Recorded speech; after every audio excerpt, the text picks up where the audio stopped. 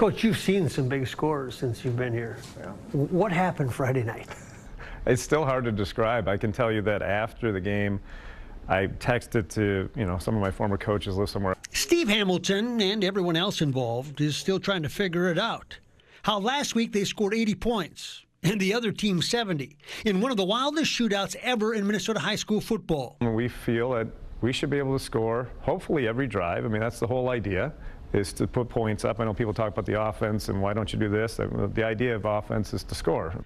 By the time it was over, a game that took nearly 3 hours, both teams just lingered, almost in shock. Everybody was just mingling. I mean, both teams together, just talking and going through that game, and it was kind of surreal. For the Elks, it is what they have become under Coach Hamilton. 3 backs line up, and you try to figure out who has the ball. It is what he did when he got here, to reinvent a then pass-happy program. The buy-in factor is obviously key. And to me, you reverse engineered this thing. So instead of saying we're going to be pass happy, well, everybody come out because you're going to get the ball thrown to you, you went the other direction and said we're going to be run happy. Yeah. That's a tough sell. How'd you sell it? Well, it was, if you remember before I got here, they were spread.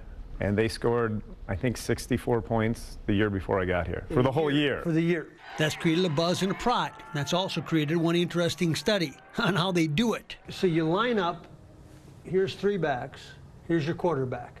What's the whole philosophy here? Well, this is actually the first play of the second series, and for us, it's about finding out how they're going to play us.